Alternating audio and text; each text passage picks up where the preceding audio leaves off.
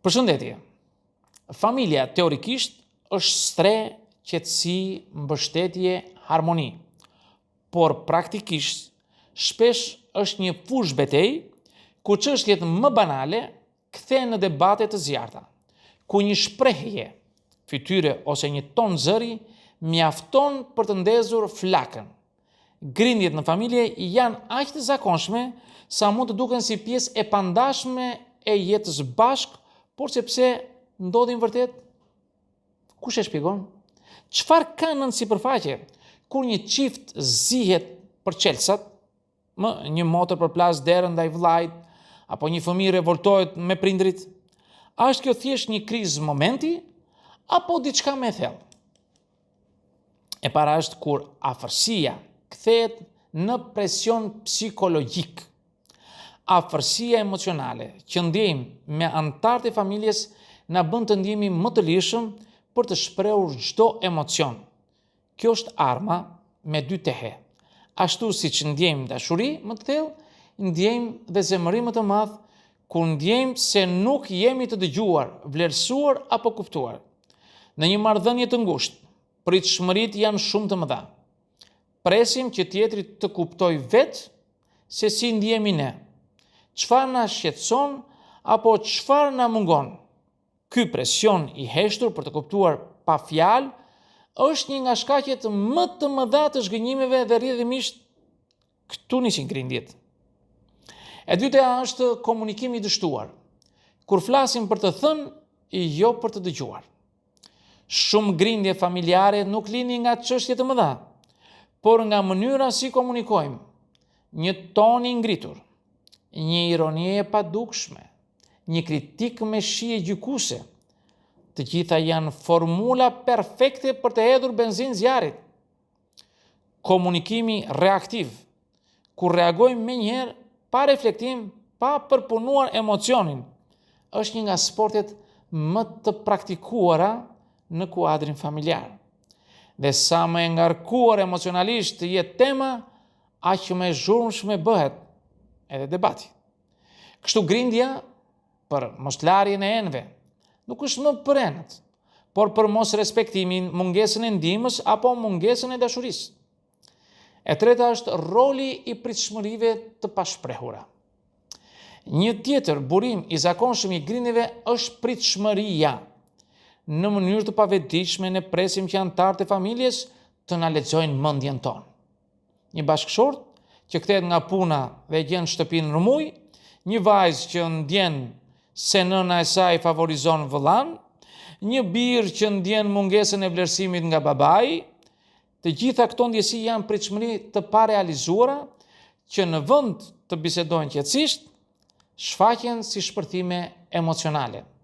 Për shembull, një grua mund të mos grindet sepse burri nuk lau enët, por sepse ajo pret që ai të kuptojë që ajo është e lodhur, që ka nevojë për ndihmë edhe se ndihet vetëm. Kur këto ndjenja nuk artikulohen, nuk thuhen, ato grumbullohen dhe më pas shpërthejnë për gjëra që në pamje të parë duken qesharake. 4.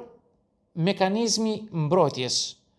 Kur na dhëmb e shfaqim si sulm. Nga pikpamja psikologjike, shumë grindje janë produkt i mekanizmit të mbrojtjes. Në vend që të themi unë ndjeva i refuzuar, themi je gjithmonë egoist. Në vend që të shprehim trishtim, shfaqim zemërim, sepse është më lehtë të akuzosh se sa të pranosh ndjeshmërinë tënde.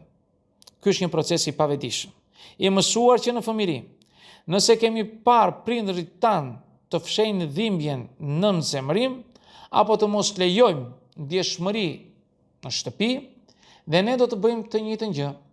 Dhe kjo do të kaloj me përplasje me partnerin, me fëmijët tanë, dhe ndoshta kërkon një mënyrë tjetër komunikimi. E pesta, një sken për të rijetuar plagët e vjetra.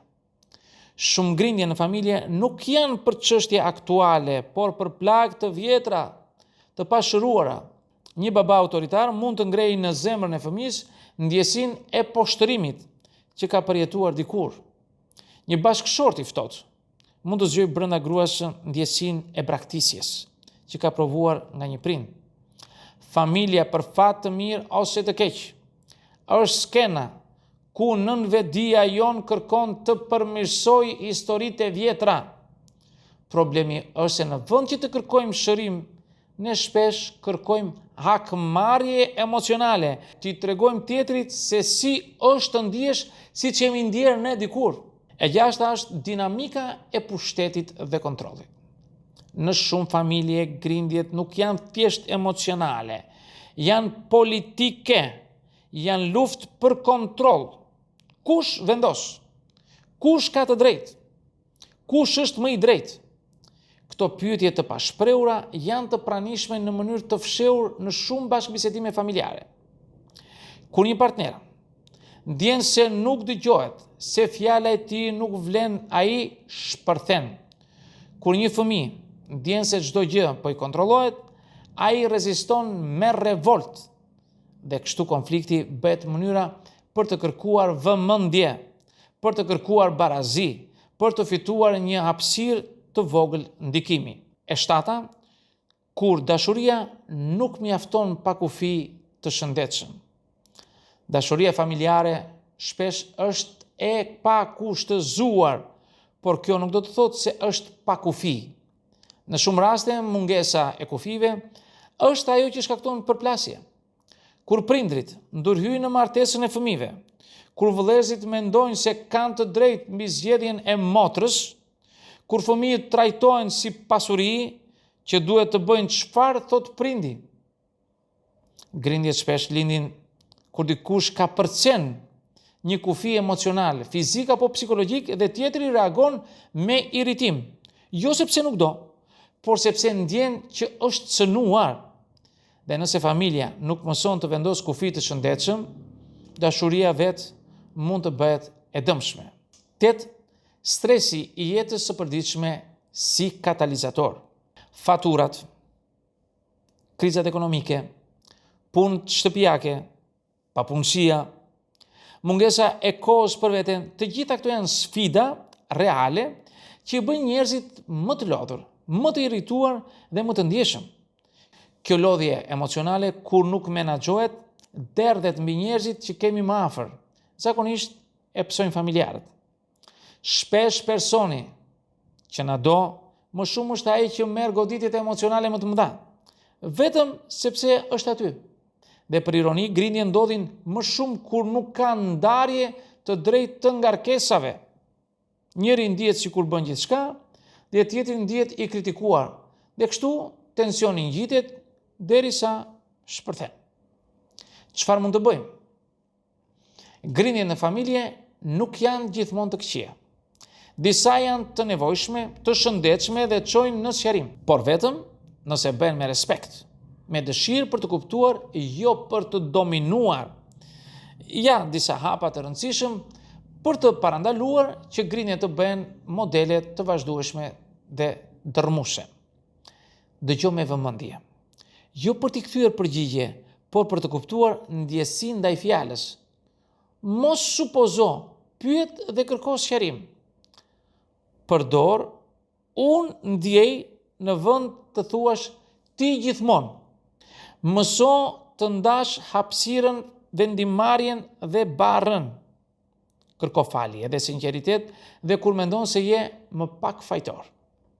Vendos kufi emocional dhe me njerëzit më të dashur. Dhe si përfundim do të thosha, të mësojmë të grindemi më mirë. Grindja në familje është si pasqyra.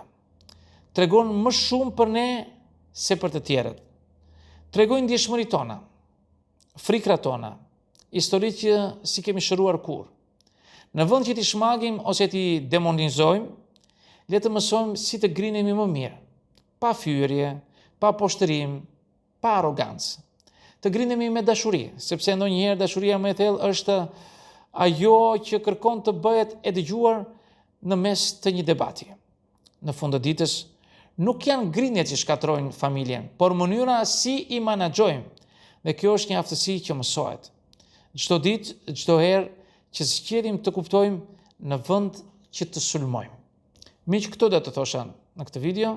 Kush dëshiron mund të bëj dhe komentet e tij, por do ju lutesha të bëni subscribe në kanalin tim për të parë videot që unë hedh her pas here.